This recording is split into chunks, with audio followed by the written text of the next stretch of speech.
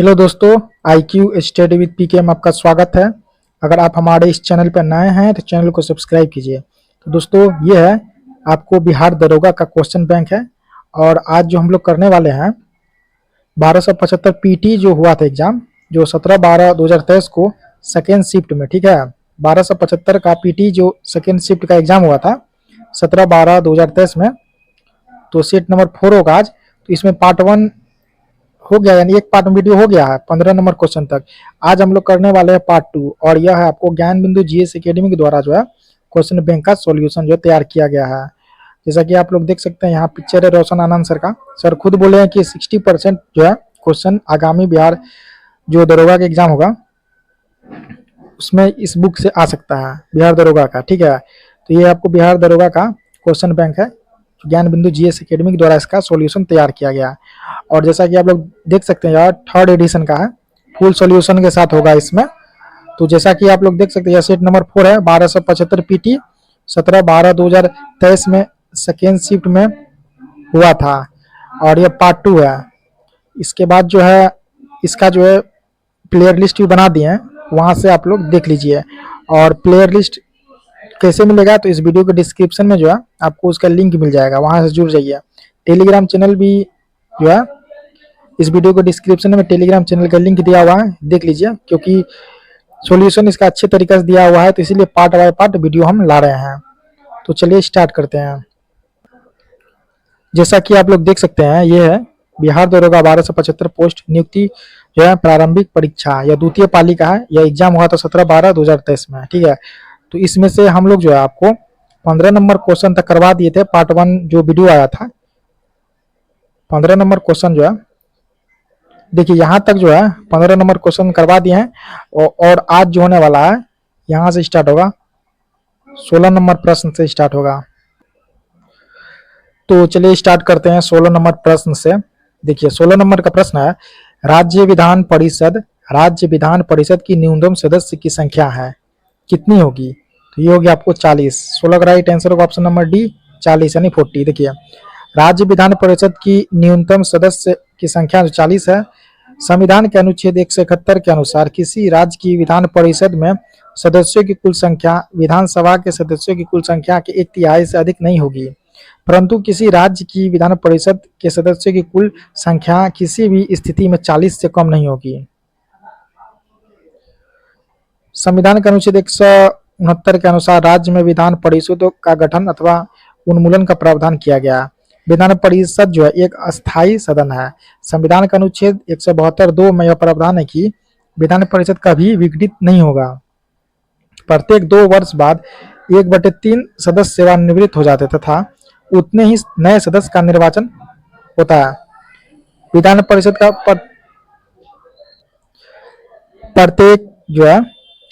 प्रत्येक सदस्य 6 वर्ष की सदस्यता हासिल करता है, किंतु त्यागपत्र या मृत्यु की स्थिति में निर्धारित अवधि से पहले पद रिक्त कर सकता है। और जैसा कि आप लोग देख सकते हैं, संविधान के अनुच्छेद 173 के अनुसार विधान परिषद के सदस्यता हेतु 30 वर्ष की आयु जो है, ठीक है। वर्तमान में 6 राज्य आंध्र प्रदेश, बिहार, कर्नाटक, महाराष्ट्र, तेलंगाना और उत्तर प्रदेश में विधान परिषद है। 17 नंबर का प्रश्न है, जो आप स्क्रीन पे देख रहे हैं, निम्नलिखित में से किसे तैरते द्वीपों की झील कहा जाता है? तो देखिए तैरते द्वीपों का झील जो है हम लोग लोकटक झील को कहेंगे। 17 का राइट आंसर होगा ऑप्शन नंबर 2, लोकटक झील। तैरते द्वीपों का जो है झील लोकटक झील को कहा जाता है। लोकटक झील में फुमडी के द्वारा तैरते हुए द्वीपों का विकास हुआ। लोकटक झील जो मणिपुर में भारत का एकमात्र तैरता हुआ राष्ट्रीय उद्यान किबुल लामजाओ स्थित है। महत्वपूर्ण झीलें व उनकी अवस्थिति। पुलिकट झील आंध्र प्रदेश में, हुसैन सागर झील हैदराबाद यानी तेलंगाना में, ढेबर जयसमंद झील उदयपुर राजस्थान में है। 18 नंबर का प्रश्न है, बिहार के निम्नलिखित में से कौन सा जिला स्वर्ण खनिजों के उत्पादकों की सूची में है? यह आपको जमुई। 18 का राइट आंसर होगा option number C, Jamui. 19 number का प्रश्न है, भारत छोड़ो आंदोलन के प्रस्ताव को किसने पेश किया था? भारत छोड़ो आंदोलन के प्रस्ताव को किसने पेश किया था? यह पेश किया था आपको जवाहरलाल नेहरू।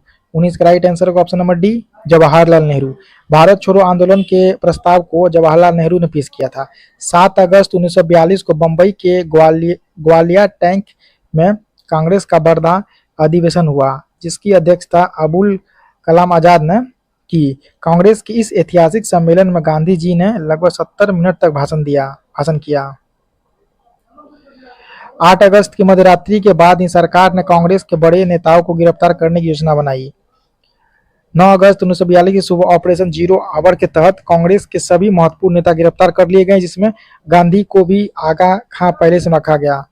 जवाहरलाल नेहरू को अल्मोड़ा जेल में, इसके बाद डॉक्टर राजेंद्र प्रसाद को बांकीपुर जेल यानी पटना तथा मौलाना अबुल कलाम आजाद को वांकुड़ा जेल में रखा गया। करो या मरो का नारा गांधी जी के द्वारा दिया गया। मुस्लिम लीग एवं अम्बेडकर ने भारत छोड़ो आंदोलन का विरोध किया था। मुस्लिम लीग एवं अम्बेडकर ने भारत छोड़ो आंदोलन का विरोध किया था।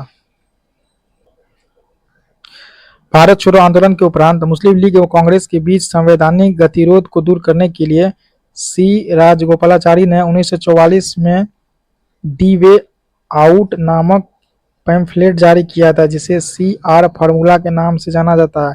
1 अगस्त 1942 को इलाहाबाद में तिलक दिवस मनाया गया। 1942 के आंदोलन का सबसे ज्यादा प्रभाव बंगाल, बिहार, संयुक्त प्रांत, मद्रास और बंबई में था। 20 नंबर का प्रश्न, किस मध्यकालीन संतों के उपदेश अभंग में संकलित है? यह है आपको तुकाराम। 20 का राइट आंसर को ऑप्शन नंबर बी, तुकाराम। मध्यकालीन संत तुकाराम की शिक्षा अभंगों के रूप में संकलित है। तुकाराम शिवाजी के समकालीन थे। तुकाराम ने हिंदू मुस्लिम एकता पर बल दिया तथा वारकरी संप्रदाय की स्थापना की। अभंग विट्ठल या निठोबा की स्तुति में गाए गए छंदों को कहते हैं। महाराष्ट्र के वारकरी संप्रदाय के संतों ने 13वीं सदी के दौरान समाज में अलख जगाने का छंद क्षत्रिय भाषा में गए।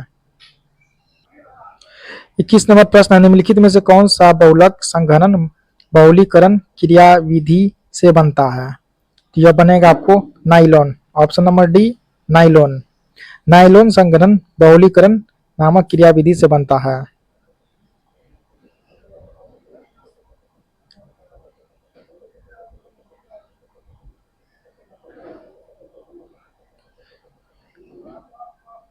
बाईस नंबर का प्रश्न है, प्रथम विश्व युद्ध के प्रभाव के रूप में महिलाओं ने नई भूमिका में प्रवेश किया क्योंकि? यह इसलिए किया क्योंकि उन्होंने युद्ध काल में कारखाना, कार्यशालाओं एवं व्यापारिक प्रतिष्ठानों में काम करना आरंभ किया। इसका राइट आंसर को ऑप्शन नंबर ए। प्रथम विश्व युद्ध के सामाजिक प्रभाव के रूप में स्त्रियों की स्थिति में व्यापक परिवर्तन देखने में आया, चूंकि युद्ध में अधिकांशतः पुरुष मारे गए हैं। प्रथम विश्व युद्ध जो है 29 जुलाई 1914 से 11 नवंबर 1918 यानी तत्कालिक कारण था इसका। 28 जून 1914 को ऑस्ट्रिया के सिंहासन के उत्तराधिकारी आर्कड्यूक फर्डिनेंड और उनकी पत्नी के बोस्निया की राजधानी सेरेजोवा में हत्या हो गया। प्रथम विश्व युद्ध के दौरान लड़े गए महत्वपूर्ण युद्ध, टेनेनबर्ग युद्ध जो 26 अगस्त से 31 अगस्त 1914 तक चला था। मार्न का युद्ध 5 से 10 सितंबर 1914 तक चला था। सरीबईर तथा सुबलाखाड़ी का युद्ध 6 अगस्त से 10 अगस्त 1915 तक चला। वर्दू का युद्ध जो है आपको 21 अगस्त 1916 से 20 अगस्त 1917 तक चला। आमिया का युद्ध जो है 8 अगस्त से 11 अगस्त 1918 तक चला। वित्तोरियो बेनेतो का युद्ध 23 से 29 अक्टूबर 1918 तक चला। मित्र राष्ट्र, देखिए मित्र राष्ट्र में जो है आपको कौन सा है? इंग्लैंड, फ्रांस, रूस, जापान। केंद्रीय शक्ति जर्मनी, ऑस्ट्रिया, हंगरी, तुर्की। प्रथम विश्व युद्ध के बाद पराजित जर्मनी ने 28 जून 1919 के दिन वर्साई की संधि पर हस्ताक्षर किए। द्वितीय विश्व युद्ध 1 सितंबर 1939 को जर्मनी ने पोलैंड पर आक्रमण कर दिया। विश्व युद्ध का आरंभ किया गया। द्वितीय विश्व युद्ध का अंत 14 अगस्त 1945 को जापान के आत्मसमर्पण के पश्चात हुआ। मित्र राष्ट्र में से ब्रिटेन था, फ्रांस था, रूस था, संयुक्त राज्य अमेरिका। धुरी राष्ट्र में जर्मनी, इटली, जापान। 23 नंबर प्रश्न, बिहार के निम्नलिखित जिलों में से किसमें आपको अधिकतम क्षेत्रफल में अति सघन वन मिलेंगे। यह जिला आपको पश्चिमी चंपारण। 23 का राइट आंसर होगा ऑप्शन नंबर बी, पश्चिमी चंपारण। भारत एवं वन स्थिति रिपोर्ट प्रति 2 वर्ष पर भारतीय वन सर्वेक्षण द्वारा जारी किया जाता है। सर्वप्रथम वन स्थिति रिपोर्ट 1987 में प्रकाशित की गई थी। वन स्थिति रिपोर्ट 2021 के अनुसार बिहार का वृक्षावरण जो है 2341 वर्ग किलोमीटर है, जो राज्य के कुल भौगोलिक क्षेत्र से 2.48% है। 24 नंबर का प्रश्न है, भारत में किस केंद्र शासित प्रदेश में 2011 में न्यूनतम जनसंख्या घनत्व रही है? यह है आपको अंडमान एवं निकोबार द्वीप समूह। 24 का राइट आंसर होगा ऑप्शन नंबर बी। जनसंख्या घनत्व की दृष्टि से न्यूनतम जनसंख्या वाले केंद्र शासित प्रदेश बढ़ते क्रम में है। तो चलिए यह क्रम आपको दिखा रहे हैं। अंडमान निकोबार द्वीप समूह में जो है 46 व्यक्ति प्रति वर्ग किलोमीटर। इसके बाद है दादरा नगर एवं हवेली 700 व्यक्ति प्रति वर्ग किलोमीटर। लक्षद्वीप जो है 2149 है।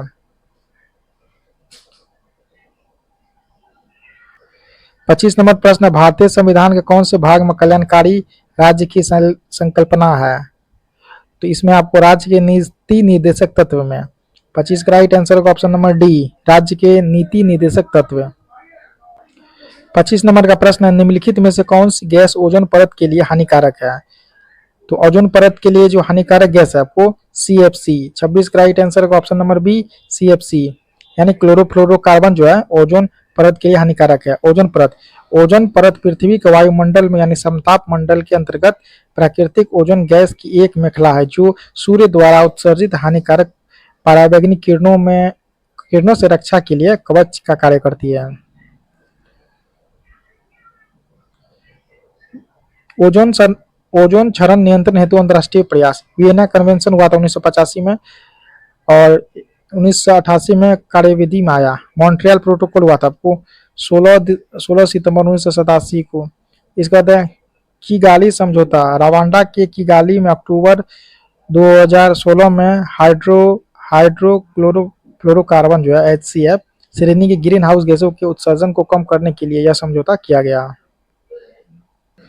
28 नंबर का प्रश्न है, अवसर की समानता से संबंधित अनुच्छेद है किसमें? तो अवसर की समानता से संबंधित अनुच्छेद है अनुच्छेद आपको 16 में, ऑप्शन नंबर सी 16। समता या समानता का अधिकार आपको 14 से 18, स्वतंत्रता का अधिकार 19 से 22, शोषण के विरुद्ध अधिकार 23 से 24, धार्मिक स्वतंत्रता का अधिकार 25 से 28, सांस्कृतिक और शिक्षा संबंधी अधिकार जो है आपको, फिर से देखिए आप लोग यहाँ पे है 4 नंबर में धार्मिक स्वतंत्रता का अधिकार, यह अनुच्छेद 25 से 28 है। सांस्कृतिक और शिक्षा संबंधी अधिकार 29-30, संवैधानिक उपचारों का अधिकार 32, समता या समानता का अधिकार अनुच्छेद 14 में जो है विधि के समक्ष समता, यानी इसका अर्थ यह है कि राज्य सभी व्यक्तियों के लिए एक समान कानून बनाएगा तथा उन पर एक समान लागू करेगा।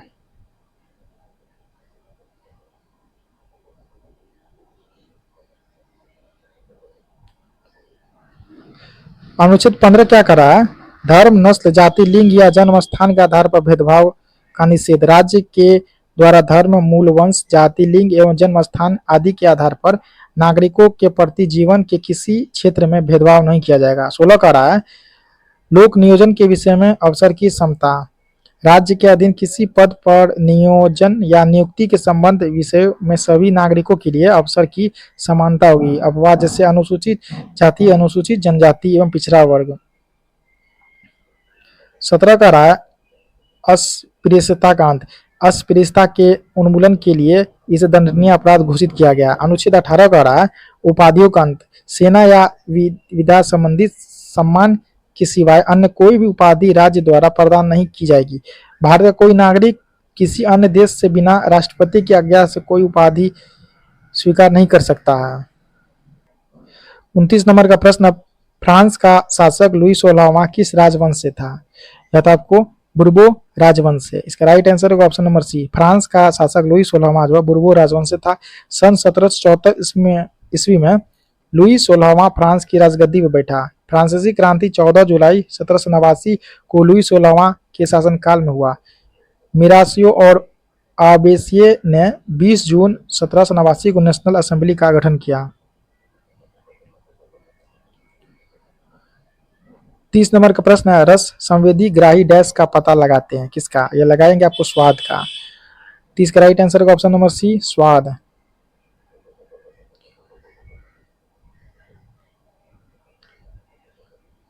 31 नंबर प्रश्न है, निम्नलिखित में से कौन सा तत्व और उसके प्रतीक की जोड़ी सही है? तो इसका होगा sodium, option number D sodium. किसी भी तत्व का प्रतीक चिन्ह उसके लैटिन नाम से लिया जाता है, जैसे सोडियम का जो है लैटिन नाम नाइट्रियम कहा जाता है और इसका प्रतीक Na होता है। 32 नंबर का प्रश्न है, सेंटियागो राजधानी है, तो सेंटियागो राजधानी किसकी है? ये चिली की है। 32 का राइट आंसर होगा ऑप्शन नंबर डी, चिली। तो विश्व का प्रमुख देश और उसकी राजधानी मुद्रा है, देखिए उरुग्वे का होगा मोंटेविडियो, गुयाना का होगा जॉर्ज टाउन, पेरू का होगा लीमा, ब्राजील का होगा ब्राजिलिया, इक्वाडोर का क्वेटो, अर्जेंटीना का ब्यूनस आयर्स, बोलिविया का होगा लापाज, बर्मुडा का होगा हैमिल्टन, बहामास का होगा नासाऊ।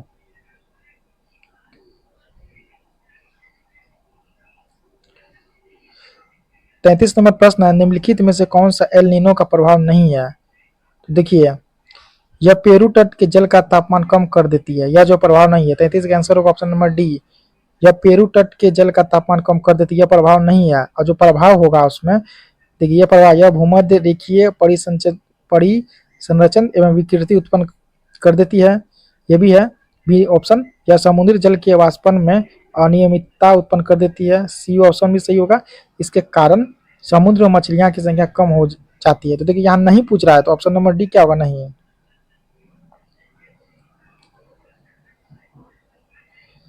34 नंबर का प्रश्न है जो आप स्क्रीन पे देख रहे हैं, यूनेस्को का मुख्य कार्य क्या है? यूनेस्को का मुख्य कार्य क्या है? तो देखिए यूनेस्को का मुख्य कार्य है शिक्षा, विज्ञान एवं संस्कृति में अंतर्राष्ट्रीय सहयोग, शांति की स्थापना करना।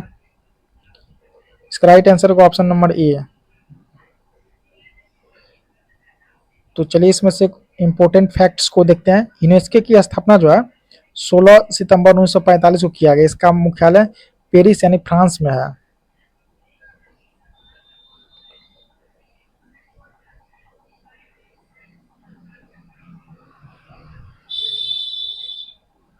पैंतीस नंबर का प्रश्न है, 2011 की जनगणना के अनुसार बिहार में कौन सा जिला न्यूनतम साक्षरता दर वाला जिला है? तो यह जिला आपको पूर्णिया। 35 का राइट आंसर होगा ऑप्शन नंबर ए, पूर्णिया।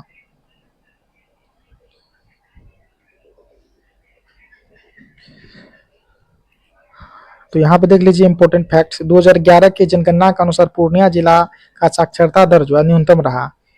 राज्य में सर्वाधिक साक्षरता दर वाले जिले रोहतास है 73.37%, उसके बाद पटना होगा, उसके बाद भोजपुर, मुंगेर, औरंगाबाद।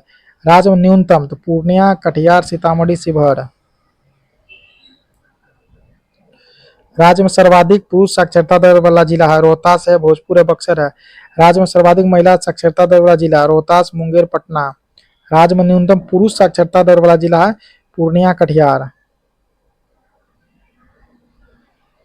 राज्य में न्यूनतम महिला साक्षरता दर वाला जिला सहरसा, मधेपुरा। बिहार राज्य का साक्षरता दर जो है 61.8%, जिसमें पुरुष साक्षरता दर 71.2% है और महिला साक्षरता दर जो 51.8% है। 36 नंबर का प्रश्न है, दूरी समय ग्राफ का ढलान होता है कैसा? तो इसका दूरी समय ग्राफ का ढलान देता है, यह देगा आपको चाल का, ऑप्शन नंबर डी, चाल।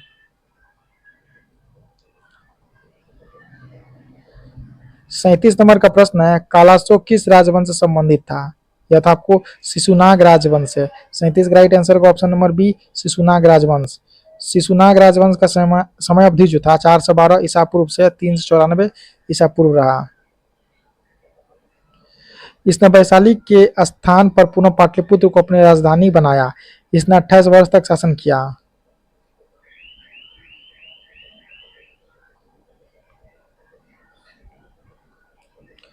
अड़तीस नंबर का प्रश्न है, तांबा की वस्तुएं अपनी चमक खो देती है और हरे रंग की परत क्यों बनाती है? तो इसका कारण होगा क्षारीय कॉपर कार्बोनेट के कारण, ऑप्शन नंबर डी।